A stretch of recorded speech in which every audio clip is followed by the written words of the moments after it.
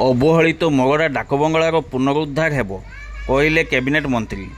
ମୟୂରଭଞ୍ଜ ମହାରାଜା ଶ୍ରୀ ରାମଚନ୍ଦ୍ର ଭଞ୍ଜଦେଓ ନିର୍ମାଣ କରିଥିଲେ ମଗଡ଼ାରେ ବୃହତ୍ ଡାକବଙ୍ଗଳା।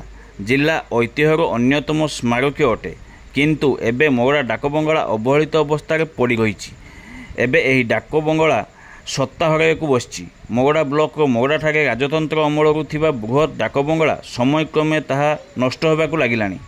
ସ୍ୱାଧୀନତା ପରେ ତଥା ଓଡ଼ିଶା ରାଜ୍ୟ ତଥା ମୟୂରଭଞ୍ଜ ରାଜ୍ୟର ମିଶ୍ରଣ ପରେ ଏହି ଡାକବଙ୍ଗଳା ରାଜ୍ୟ ସରକାରଙ୍କ ଅଧୀନକୁ ଆସିଥିଲା। ପରେ ପୂର୍ତ୍ତ ବିଭାଗକୁ ରକ୍ଷଣାବେକ୍ଷଣ ଦାୟିତ୍ୱ ପ୍ରଦାନ କରାଯାଇଥିଲା।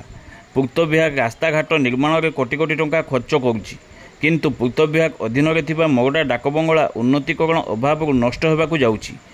ମଗଡ଼ା ନିର୍ବାଚନ ମଣ୍ଡଳୀର ମୁଖ୍ୟ ମଗଡ଼ା ବଜାରରେ ଥିବା ଡାକବଙ୍ଗଳା ଆଜି ଅବହେଳିତ। ଅଳ୍ପ ବର୍ଷାରେ ବଙ୍ଗଳା ସାମ୍ନାରେ ପାଣି ଜମୁଛି। ବଙ୍ଗଳାର ରକ୍ଷଣାବେକ୍ଷଣ ଦାୟିତ୍ୱରେ ଥିବା କର୍ମଚାରୀ ରହୁଥିବା ଗୃହରେ ଜରାଜୀର୍ଣ୍ଣ ଅବସ୍ଥାରେ ଥିବା ଦେଖିବାକୁ ମିଳିଛି। କେତେବେଳେ ବି କିଛି ଅଘଟଣ ଘଟିପାରେ। ସେହିପରି ମଗଡ଼ାରେ ଅଛି ପୂର୍ତ୍ତ ବିଭାଗର କନିଷ୍ଠ ଯନ୍ତ୍ରୀଙ୍କ କାର୍ଯ୍ୟାଳୟ, କିନ୍ତୁ ଆଜକୁ 2 ବର୍ଷରୁ ଉର୍ଦ୍ଧ୍ୱ ସମୟ ଧରି ଅଫିସକୁ ଆସନ୍ତି ନାହିଁ କନିଷ୍ଠ ଯନ୍ତ୍ରୀ। ଡାକବଙ୍ଗଳା ହେଉ କି ପୂର୍ତ୍ତ ବିଭାଗର କନିଷ୍ଠ ଯନ୍ତ୍ରୀଙ୍କ କାର୍ଯ୍ୟାଳୟ ଚାରିପଟେ ଲଟାବୁଦାରେ ଭର୍ତ୍ତି। ତେବେ ସମସ୍ତ ରାଜନୈତିକ ଦଳର ନେତାମାନେ ମଗଡ଼ା ଆସିଲେ ଏହି ଡାକବଙ୍ଗଳାଠାରେ ବିଶ୍ରାମ ସହିତ ନିଜର ସଭା କାର୍ଯ୍ୟ ପାଇଁ ବୈଠକ କରନ୍ତି। ସରକାରୀ ବାବୁମାନେ ମଧ୍ୟ କୌଣସି ଗସ୍ତରେ ଆସିଲେ ମଗଡ଼ା ଡାକବଙ୍ଗଳାଠାରେ ବିଶ୍ରାମ ନିଅନ୍ତି। ସେହି ଡାକବଙ୍ଗଳା ମଗଡ଼ା ଅଞ୍ଚଳର ଏକ ଐତିହ୍ୟ, କିନ୍ତୁ ଆଜି ସେହି ଡାକବଙ୍ଗଳା ଜରାଜୀର୍ଣ୍ଣ ଅବସ୍ଥାରେ ତା'ର ପୁରୁଣା ସ୍ମୃତି ଖୋଜୁଛି। ତେବେ ବର୍ତ୍ତମାନ ମଗଡ଼ା ଜନସାଧାରଣଙ୍କ ବିଧାୟକ ଭାବେ ପାଇଛନ୍ତି ଜଣେ ମନ୍ତ୍ରୀଙ୍କୁ। ତେବେ ମଗଡ଼ା ବିଧାୟକ ତଥା କ୍ୟାବିନେଟ୍ ମନ୍ତ୍ରୀ ଡକ୍ଟର କୃଷ୍ଣଚନ୍ଦ୍ର ମହାପାତ୍ର ମଗଡ଼ା ଡାକବଙ୍ଗଳାକୁ ନେଇ କହିଛନ୍ତି ଯେ ଡାକବଙ୍ଗଳାର ପୁନରୁଦ୍ଧାର ସହିତ ସୌନ୍ଦର୍ଯ୍ୟକରଣ କରି ଲଟାବୁଦା ସଫା କିପରି ରହିବ ସେ ନେଇ ବ୍ୟବସ୍ଥା କରାଯିବ। ତେବେ ଏ ନେଇ କ'ଣ କହୁଛନ୍ତି ଡକ୍ଟର କୃଷ୍ଣଚନ୍ଦ୍ର ମହାପାତ୍ର, ଆସନ୍ତୁ ଶୁଣିବା।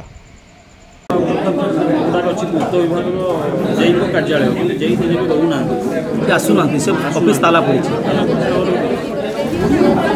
ମୁଁ ତାଙ୍କ ଅଧିକାରୀଙ୍କ ସାଙ୍ଗରେ କଥା ହେବି ଏବଂ ମୁଁ ସେ ଆଇବିକୁ ମଧ୍ୟ ଯିବି। ସେ ଆଇବି ପୁନରୁଦ୍ଧାର କେମିତି ହେବ ଏବଂ ତାକୁ କେମିତି, ଯେହେତୁ ମଗଡ଼ା ବିଧାନସଭାରେ ସେମିତି ଭଲ ଆଇବି ନାହିଁ, ତେଣୁ ସେ ଏଇ ଯେଉଁ ଆଇବି ଅଛି ଏ ଆଇବିକୁ କେମିତି ସୌନ୍ଦର୍ଯ୍ୟକରଣ କରିବା ଏବଂ ରହିବା ଭଳିଆ ତାକୁ ବ୍ୟବସ୍ଥା କରିବା ଏବଂ ତାର ଆଖପାଖ କେମିତି ସଫାସୁତୁରା ରହିବ ଏ ପ୍ରତି ମଧ୍ୟ ଗୁରୁତ୍ୱ ଦେଇକି ଆମେ କରିବା।